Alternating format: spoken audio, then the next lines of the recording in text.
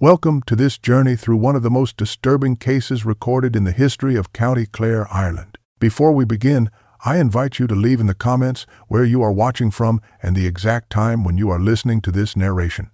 We are interested in knowing what places and at what times of day or night these documented accounts reach.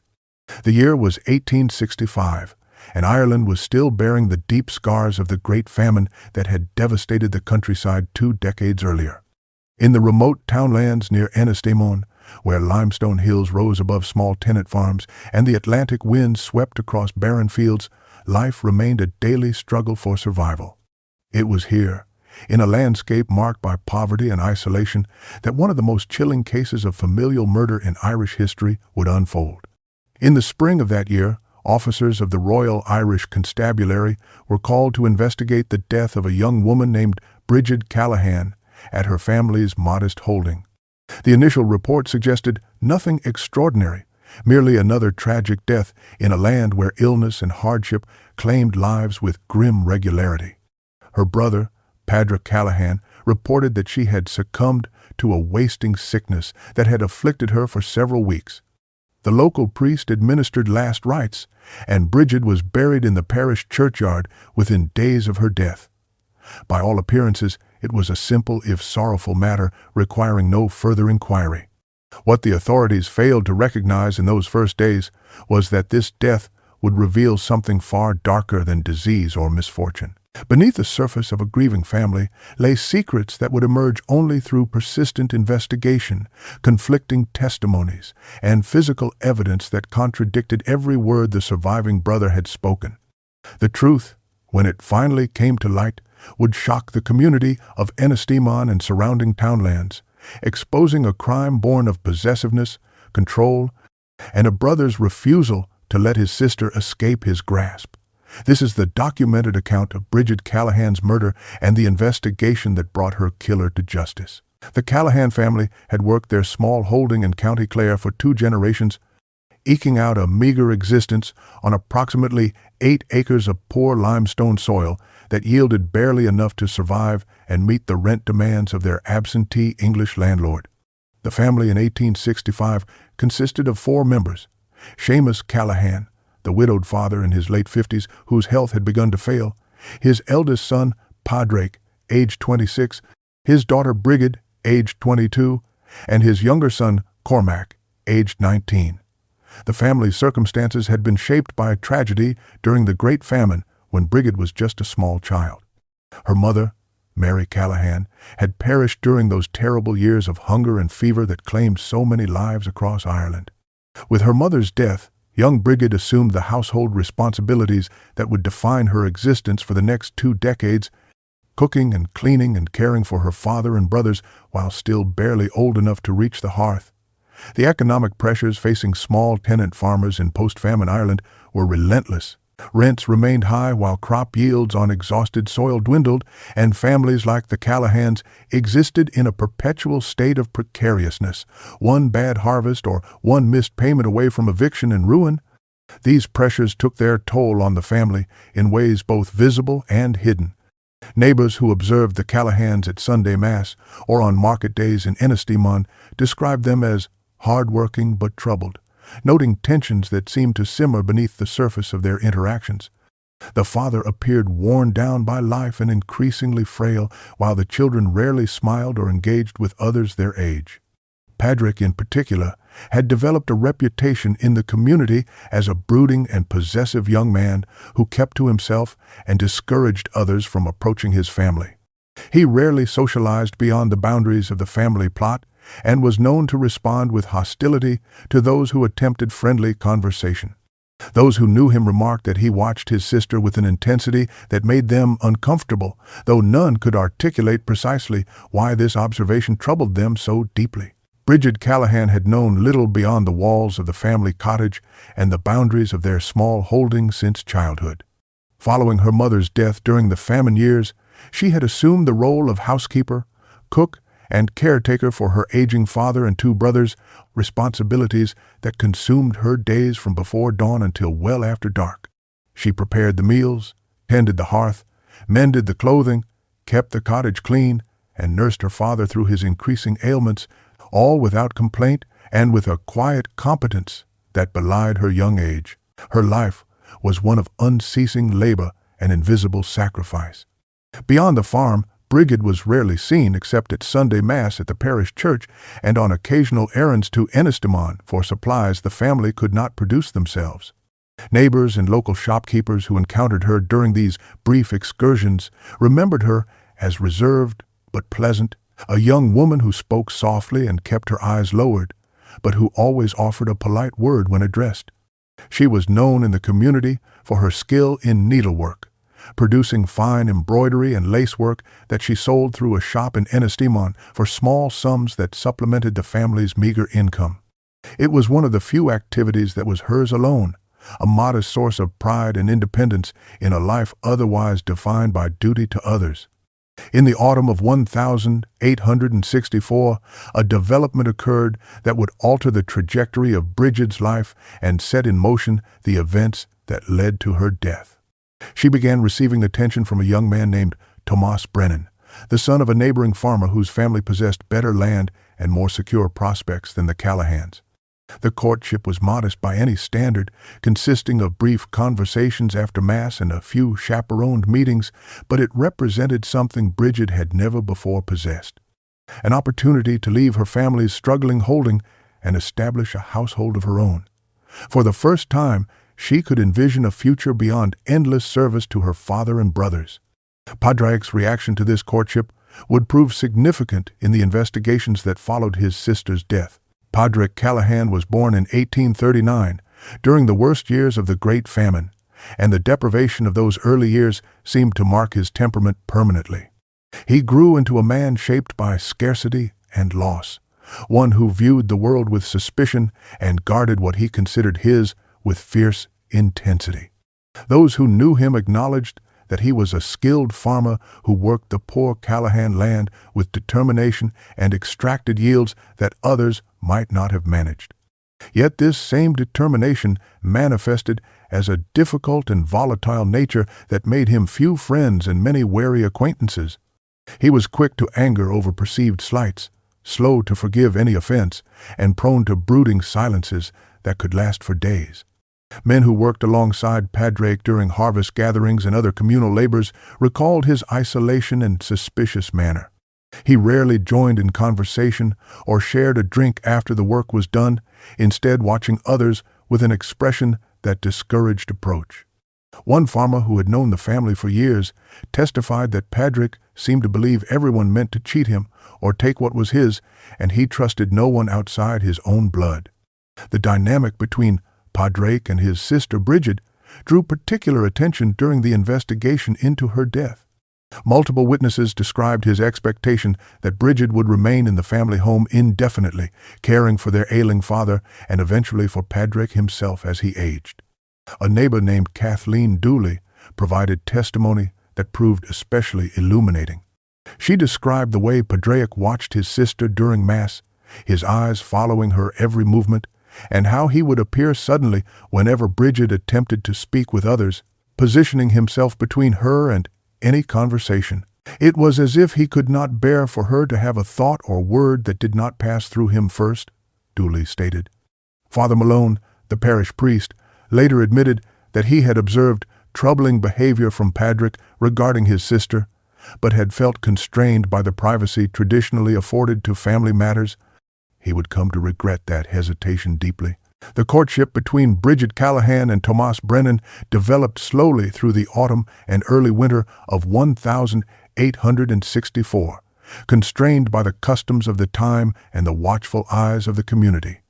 Their interactions were modest and proper, consisting of chaperoned conversations after Sunday Mass, brief exchanges at the market in Ennistimon, and carefully worded letters carried between the farms by mutual acquaintances.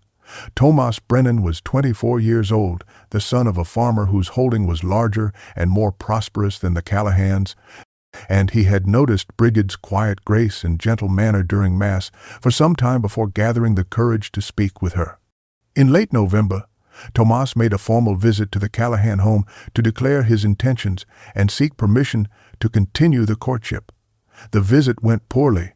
In testimony given after Bridget's death, Tomas described Padraic's hostility during that afternoon, his barely concealed anger, and the pointed questions he directed at Brennan about his intentions, his finances, and his expectations for a wife. Padraic made clear that his sister was needed at home to care for their father and that any thought of marriage was premature and unwelcome.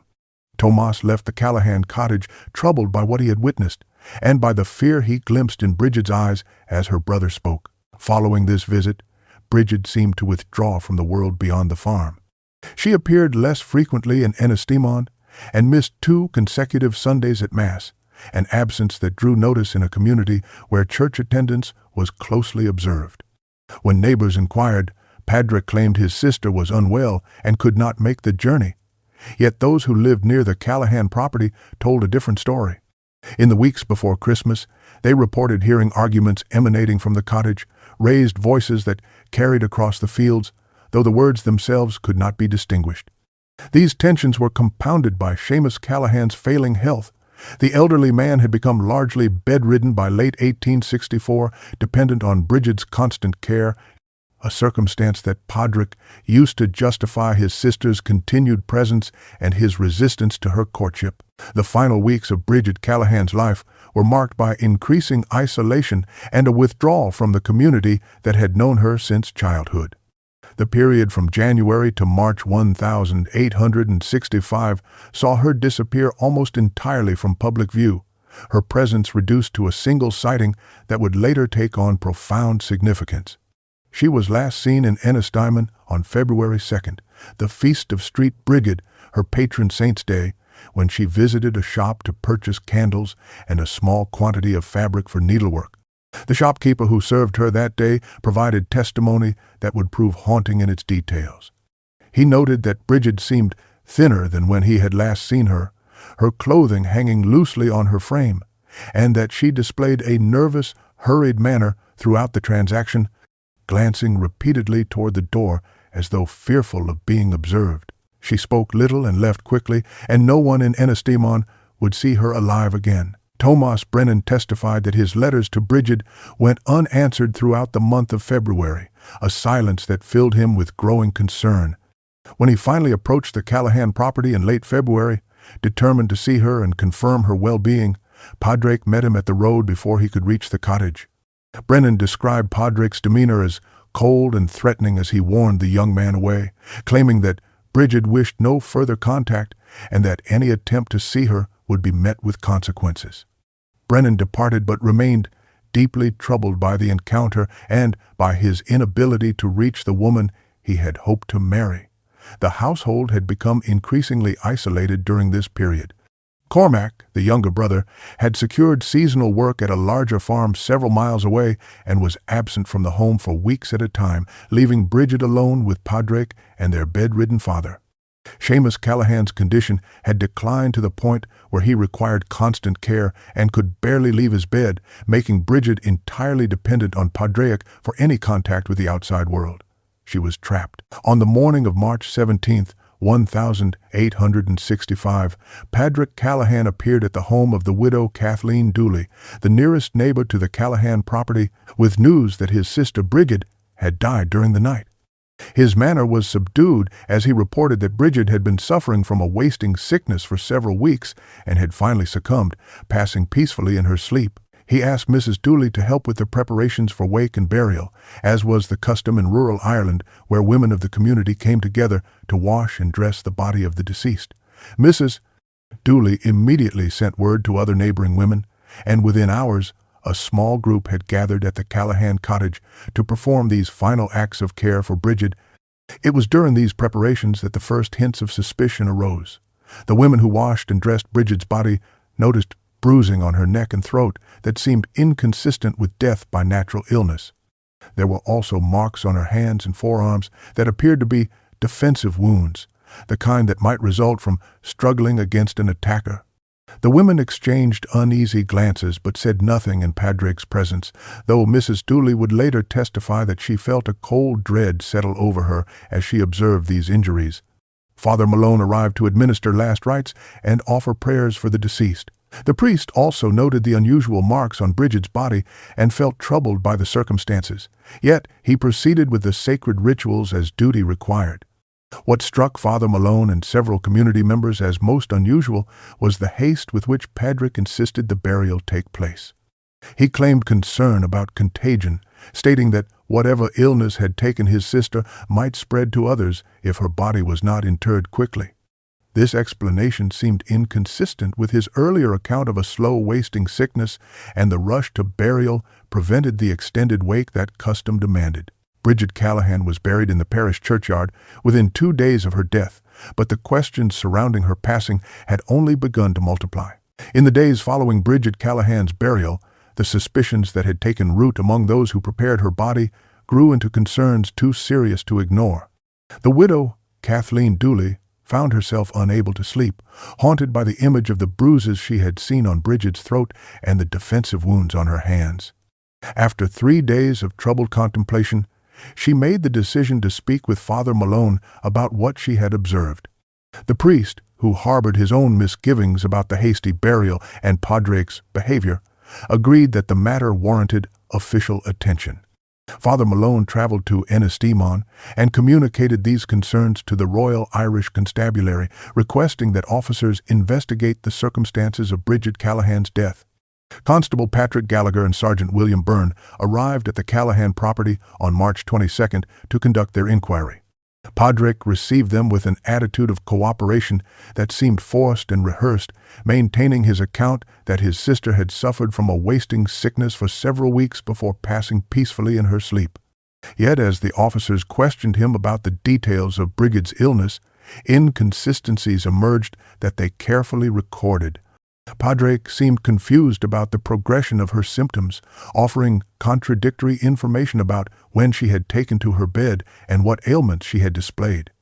His timeline shifted repeatedly, and he grew visibly agitated when pressed for specifics. The constables then conducted an investigation of the death scene, the small room where Bridget had slept. They observed that the room appeared to have been recently and thoroughly cleaned, with fresh bedding and scrubbed floors that seemed inconsistent with a household struggling with illness and grief. Items appeared deliberately arranged, as though to present a particular appearance. The officers then requested to interview Seamus Callahan, the bedridden father. The elderly man's responses proved confused and fragmentary, but his manner raised additional concerns. He appeared frightened, his eyes darting toward the door as though watching for his son, and he trembled visibly when asked about the night of Bridget's death. The constables departed with the determination that further investigation was essential. The suspicions surrounding Bridget Callahan's death had grown serious enough to warrant an action that was both legally complex and deeply disturbing to the community. Just 1 week after her burial, the coroner for County Clare granted authority for the exhumation of her body so that a proper medical examination could be conducted. Padraig Callahan raised vehement objections to this decision, claiming it was a desecration of his sister's rest and an insult to the family's grief. He threatened legal action against those responsible and accused the constabulary of persecuting him based on malicious gossip. His protests were noted but overruled, and preparations for the exhumation proceeded. On March 26, 1865, a small group gathered in the parish churchyard as Bridget's coffin was raised from the ground. Present were Constable Patrick Gallagher, Sergeant William Byrne, Dr. Michael O'Brien from Ennistimon, Father Malone, and the necessary witnesses required by law.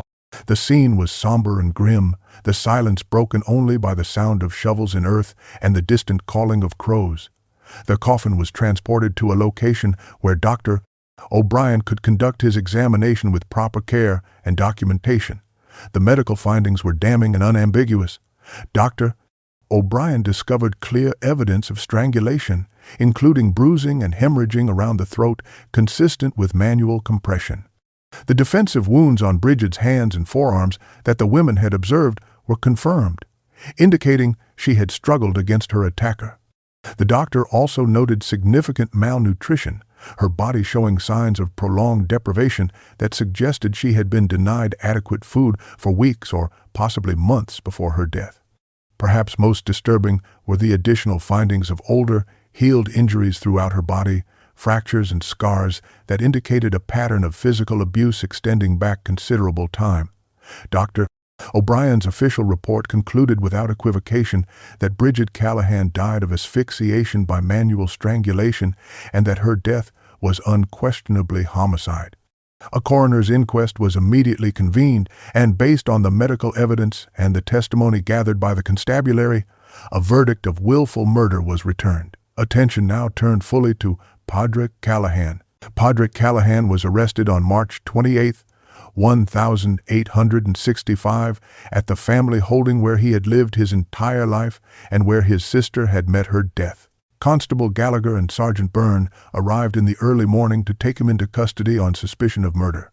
Padraig offered no physical resistance to his arrest, but he maintained his innocence vocally and vehemently, declaring that he was being persecuted by liars and that the truth would vindicate him. He was transported to the Bridewell in Ennistimon, where he would be held pending further proceedings, and there Sergeant Byrne conducted a series of interrogations over the following days. Throughout these sessions, Padraig clung to his denials while offering alternative explanations that shifted and contradicted one another. He claimed that Bridget had injured herself in falls around the property, that her bruises resulted from her own clumsiness and weakness during her illness. When pressed about the strangulation marks, he suggested that unknown persons must have attacked her during the night, perhaps travelers or vagrants who had come upon the isolated farmstead. He insisted that the medical examination was mistaken, that Dr. O'Brien was incompetent or biased against the family. None of these explanations withstood scrutiny, and each new account only deepened the constabulary's certainty of his guilt. Meanwhile, a thorough search of the Callahan property yielded physical evidence that further implicated Padraig. Hidden in the barn beneath a pile of hay, the constables discovered blood-stained bedding that appeared to have been concealed hastily. They also found torn fabric that matched the clothing Bridget had been wearing at the time of her death, ripped in a manner consistent with violent struggle. Crucially, there were no signs of outside intrusion to support Padraig's claims of unknown attackers, no forced entry, no unfamiliar footprints, no evidence that anyone but family members had been present. The testimony gathered from neighbors painted a picture of a household marked by conflict and control, with multiple witnesses describing Padraig's possessive behavior toward his sister, the arguments they had overheard, and their observations of Bridget's fear and withdrawal in the months before her death. The investigation into Bridget Callahan's murder gathered testimony from family members, neighbors, and community figures that painted a devastating portrait of the life she had endured and the danger she had faced within her own home. Thomas Brennan provided some of the most heart-wrenching testimony, describing the confidences Bridget had shared with him during their brief courtship. She had spoken of her fear of her brother Padraig, of his threats when she mentioned the possibility of marriage, of his insistence that she would never leave the family holding while he drew breath. Brennan testified that Bridget had shown him bruises on her arms during one of their meetings, but had begged him not to confront Padraig, fearing it would only make matters worse. He expressed anguish that he had not done more to help her escape her circumstances. The testimony of Cormac Callahan, the younger brother, proved particularly damning. Though clearly tormented by guilt at having been absent from the home during the final weeks of Bridget's life, Cormac revealed a history of violence he had witnessed over many years. He described multiple occasions when Padraig had struck Bridget, sometimes for trivial offenses like a meal not prepared to his satisfaction, other times for perceived disobedience or disrespect. Cormac recounted explicit statements Padraig had made, declaring that Bridget would never leave the family to marry, that she belonged to the household and would remain there until their father died and beyond. The younger brother wept as he gave his account, expressing profound regret that he had not protected his sister or reported his brother's violence. Neighbors contributed statements describing arguments they had overheard emanating from the Callahan property, sightings of Bridget with unexplained injuries she attributed to accidents, and observations of Padraig's systematic efforts to isolate his sister from the community. Father Malone testified about his failed attempts to intervene in what he had recognized as a troubled household and his deep regret that he had not taken more decisive action. He had allowed concerns about family privacy, to outweigh his duty to protect a vulnerable parishioner, a failure that would haunt him. Obtaining testimony from Seamus Callahan proved to be one of the most difficult and emotionally wrenching aspects of the investigation. The elderly man's physical and mental state had deteriorated significantly following his daughter's death, leaving him frail and often confused, drifting between lucidity and bewilderment. The constabulary approached their interviews with care, aware that pressing too hard might yield nothing useful while causing unnecessary distress to a man who had already lost so much. Initial attempts to question Seamus produced little of value. He seemed unable to comprehend the questions put to him or to organize his thoughts into coherent responses. He would begin to speak and then trail off, his eyes growing distant, his hands trembling on the bedclothes. The officers were patient, returning multiple times, varying their approach, but the old man remained largely unreachable. The breakthrough came when Father Malone accompanied the constables on one of their visits. In the presence of the priest he had known for decades, Seamus seemed to find some measure of calm and clarity. Slowly, haltingly, he began to speak about the night of Bridget's death. He described lying in his bed, unable to move, when he heard sounds of struggle from his daughter's room, thumping, and a cry that was quickly silenced. He described his son appearing in his doorway afterward, disheveled and agitated, his breathing heavy, telling his father to go back to sleep and speak of nothing. Seamus admitted that he had long feared Padraig, had witnessed his cruelty toward Bridget over the years, but had felt powerless to protect her. He was bedridden, dependent on his children for everything, and terrified of what his eldest son might do if crossed. The emotional weight of this testimony was immense, a father acknowledging his failure to protect his daughter while simultaneously condemning his son as her killer. The legal considerations surrounding testimony from a witness of diminished capacity were carefully addressed. Seamus's account was corroborated by physical evidence and other witness statements, and while his testimony alone might not have secured conviction, it formed a crucial piece of the case against Padraig Callahan. On April 15, 1865, nearly 3 weeks after his arrest, Padraig Callahan confessed to the murder of his sister Bridget. The confession came after days of mounting psychological pressure as the accumulated evidence and testimony against him made the prospect of conviction increasingly certain. The blood-stained bedding, the torn clothing, the medical evidence of strangulation, the testimony of neighbors and family members, and his own father's account of that terrible night had formed an unassailable case. Padraig, who had maintained his innocence with diminishing conviction as each new piece of evidence emerged, finally acknowledged what he had done. Sergeant Byrne recorded the confession in detail. Padraig admitted that on the night of March 16th, he had strangled his sister following an argument about her intention to marry Tomas Brennan.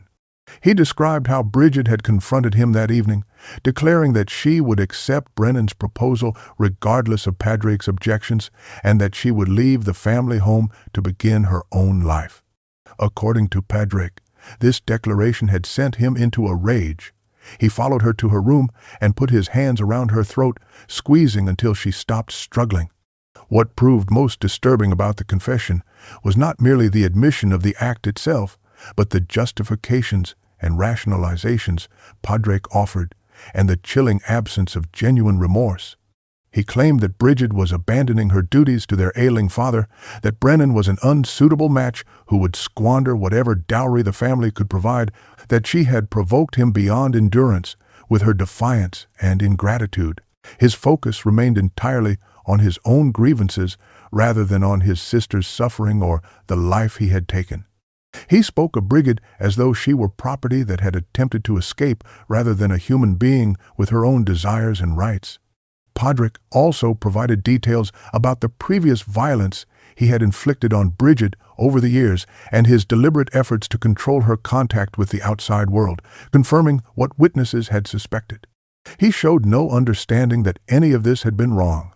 The trial of Padraig Callahan commenced at the Clare Assizes in Ennis in July 1865, drawing considerable public attention and filling the courtroom with spectators from Ennistimon, Marshfield, and surrounding townlands who had known the Callahan family or followed the case through newspaper accounts. The proceedings were presided over by a judge who maintained strict order as the prosecution presented its case against the accused. The Crown's evidence was methodical and damning, beginning with Dr. Michael O'Brien's medical findings that established beyond doubt that Bridget Callahan had died by strangulation and had suffered years of physical abuse. The physical evidence recovered from the Callahan property was presented, followed by the testimony of witnesses who described Padraic's possessive behavior, the arguments overheard from the household, and Bridget's increasing isolation in the months before her death. The confession Padraic had provided to Sergeant Byrne was read into the record, his own words condemning him. The defense attempted to argue provocation and diminished responsibility, characterizing Padraic as a man driven to extremity by the crushing pressures of poverty and family obligation. His counsel portrayed him as a dutiful son who had sacrificed his own prospects to care for an ailing father and maintain the family holding, only to face abandonment by the sister whose labor was essential to their survival. This characterization found little sympathy in the courtroom. The testimony that proved most impactful came from those who had known Bridget and witnessed her suffering. Thomas Brennan's account of her fear and her confidences about Padraic's threats moved many observers to tears. Cormac Callahan's testimony about the violence he had witnessed his brother inflict upon their sister over the years was equally powerful. Delivered with evident anguish and guilt, the judge instructed the jury to consider the evidence carefully and to return a verdict based solely on the facts presented. The jury deliberated for less than 2 hours before returning a verdict of guilty of willful murder.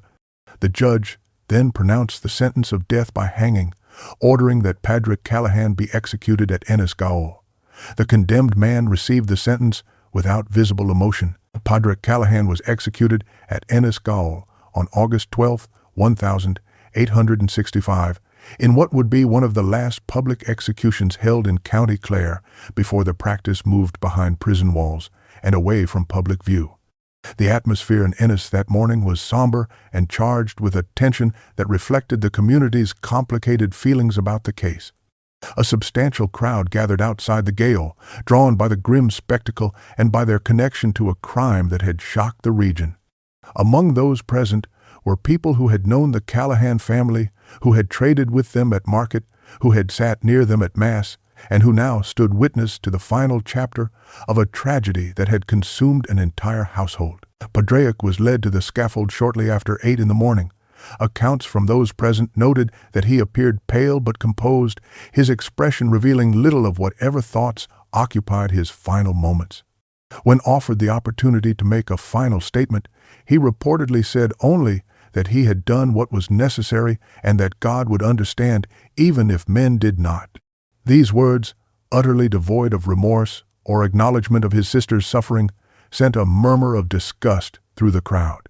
The execution was carried out swiftly, and Padraic Callahan was pronounced dead within minutes. The aftermath of the case brought further sorrow to the surviving family members.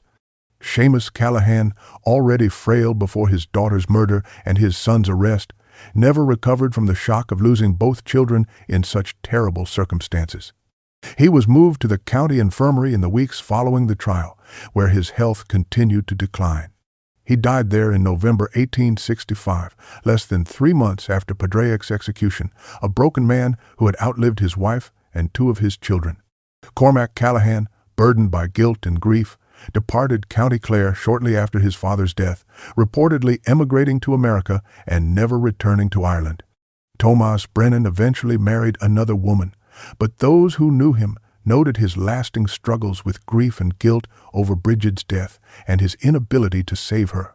The murder of Bridget Callahan, while shocking in its brutality, must be understood within the historical context of post-famine Ireland, where conditions created intense pressures on struggling families. The Great Hunger had devastated the countryside 2 decades earlier, leaving survivors traumatized and impoverished, clinging to small tenant holdings that barely sustained them.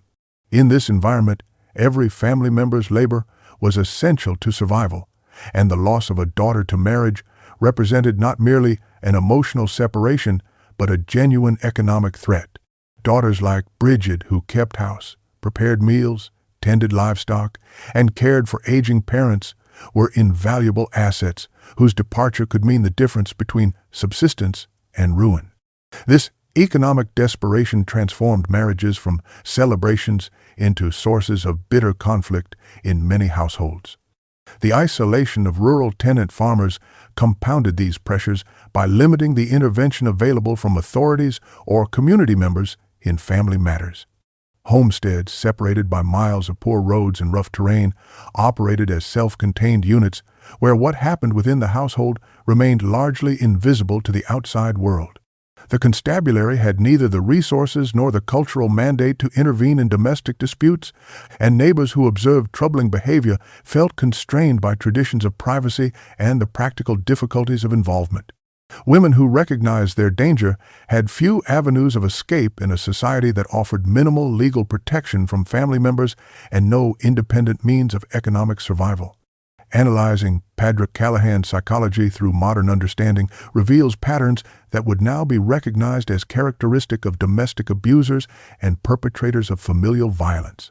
His possessiveness toward Bridget, his need for absolute control over her movements and relationships, his isolation of her from the community, and his escalating violence when she asserted autonomy are all documented features of such cases. His inability to accept his sister as a person with her own rights and desires, viewing her instead as property that existed to serve his needs, reflects attitudes toward women that were unfortunately common in the period, though rarely taken to such murderous extremes. The Callahan case fits patterns of domestic murder seen throughout 19th century Ireland and beyond. The Callahan case was preserved through multiple historical records that together provide a remarkably complete account of the crime and its investigation. Court documents from the Clare Assizes, including trial transcripts, witness depositions, and the official record of Padraig's confession, were archived at what would become the National Archives in Dublin. The Clare Journal and other regional newspapers covered the case extensively at the time, printing detailed accounts of the discovery, exhumation, arrest, trial, and execution that provide invaluable contemporary perspectives. Parish records maintained by the diocese documented the births, marriages, and deaths of the Callahan family, as well as Father Malone's notes regarding his pastoral concerns about the household in the months before Bridget's murder. The constabulary records, including Sergeant Byrne's meticulous documentation of evidence and testimony, were preserved in county archives. Despite this wealth of documentation, the Callahan case remained in relative obscurity for nearly a century, known only to local historians and those families in the Ennistimon area who had passed the story down through generations. It was not until the 20th century, when researchers began systematically examining historical crimes in Ireland, that the case received renewed scholarly attention. Academic studies of domestic violence in 19th century Ireland cited the Callahan case as a particularly well-documented example of familial murder, and criminologists analyzed Padraig's behavior and the systemic failures that allowed his abuse to continue unchecked. Local memory of the case persisted in County Clare, where the Callahan tragedy became one of those stories told quietly, a cautionary tale about what could happen behind closed doors in isolated farmsteads. The former Callahan property changed hands multiple times over the decades, with the original cottage eventually falling into ruin. Little physical trace remains today beyond the stone foundations hidden beneath overgrowth and the family graves in the parish churchyard. In recent years, descendants of Cormac Callahan in America have made efforts to understand their ancestors' fates, researching the case and visiting County Clare to see the land where their family's tragedy unfolded, seeking to honor Bridget's memory while acknowledging the painful history they inherited. The murder of Bridget Callahan endures in Irish criminal history not merely as a shocking act of familial violence, but as a case that illuminates broader patterns that remain tragically relevant more than a century and a half later. Her death represents the dangers faced by women trapped within abusive households, subject to the control of family members who view them as property rather than persons, isolated from communities and authorities who might intervene on their behalf. The warning signs were present for those who knew the Callahans: the possessive behavior, the unexplained injuries, the increasing isolation, the arguments overheard across the fields. Yet no one acted decisively until Bridget lay dead, The failures that allowed Podrick to murder his sister were systemic as much as individual, rooted in cultural attitudes about family privacy, women's autonomy, and the limits of intervention that permitted abuse to flourish unchecked. The case also represents an immense loss beyond the death of one young woman. Bridget Callahan stood on the threshold of a new life with Tomas Brennan, a chance to escape her circumstances and build a household of her own choosing. That future was stolen from her by a brother who could not accept her autonomy. His crime destroyed not only Bridget but the entire Callahan family, leaving their father to die of grief, driving the younger brother into exile, and ending his own life on the scaffold. One man's possessive rage consumed everyone connected to him. The landscape of County Clare holds these memories still. The fields once worked by the Callahans have been absorbed into other holdings. The cottage has crumbled to ruins reclaimed by vegetation, but the churchyard where Bridget was buried and exhumed remains standing. Her grave, a quiet testament to a life cut short. Those who know the story feel a particular weight when passing through that countryside, an awareness that terrible things happen there, hidden from view until too late. Cases like this remind us that the most dangerous predators sometimes share our homes and our blood, and that the impulse to possess and control another human being carries consequences that echo through generations, a warning we ignore at our peril.